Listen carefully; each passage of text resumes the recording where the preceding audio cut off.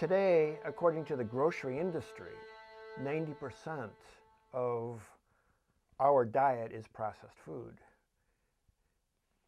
And that's by the industry's own admission. So it becomes increasingly easier to see where we're going and where our buying habits are and where they're taking us. You know, people have bought into the processed food idea so completely that it's just one of those things that's become very accepted and no longer questioned by most people. And as a result of this ongoing diet of processed foods, we're sorely lacking in nutrition. And this then has a trickle-down effect of adding little disease processes, little degenerative conditions stacking up and going on simultaneously in a person's body.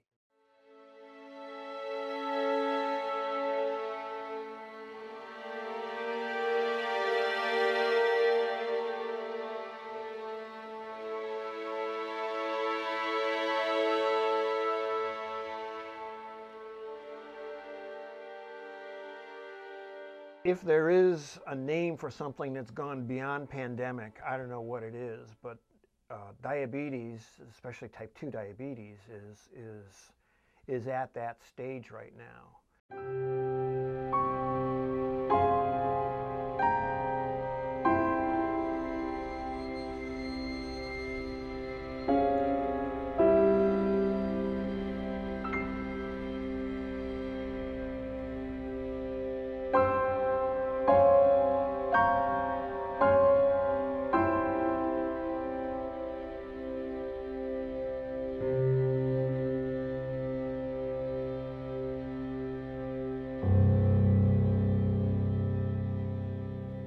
What's very interesting, the processed food industry, the grocery industry is absolutely on top of their game.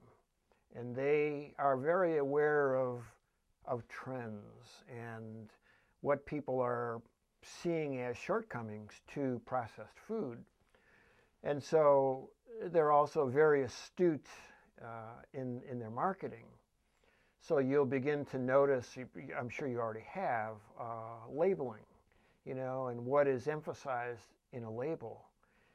And if you look at the ingredients that a product has to offer, whatever is being touted on that label as very healthy and a big plus point to you health-wise and nutritionally is very, very insignificant when you turn around and compare it to the contents and where it's placed in those contents. An example would be sugar versus high fructose corn syrup. I was just looking at a bottle of ketchup today and touted in very big letters as contains no high fructose corn syrup because people are becoming aware of the ill effects of this. So instead of using that, they're now using real sugar, white sugar, which 20 years ago was the villain. And it doesn't hold that same villainous position that high fructose corn syrup holds. So now we tend to think of white sugar as, ooh, that's pretty good. And it's really not.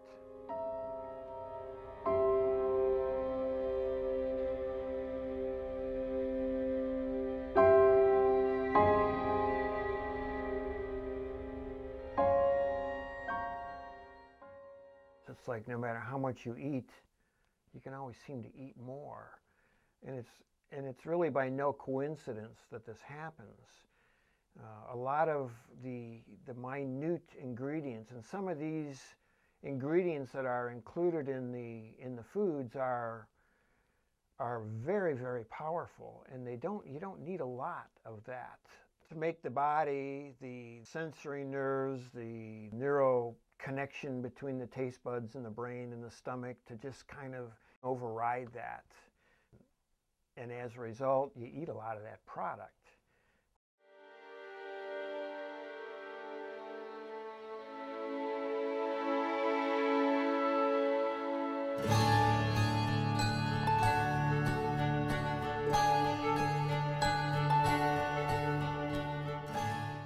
if we're interested in reversing this terrible trend, it begins by educating yourself, reading good stuff, getting on some good websites, getting on some subscriptions to some good things that are going to point you back in the direction of health.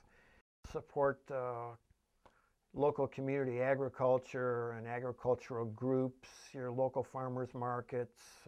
And unfortunately, the flip side of that is listening to advertising for the companies that are selling these processed foods, because if you buy into that, you're going to end up believing that these things are actually good for you, that they have some nutritional value. And the truth is, they just don't.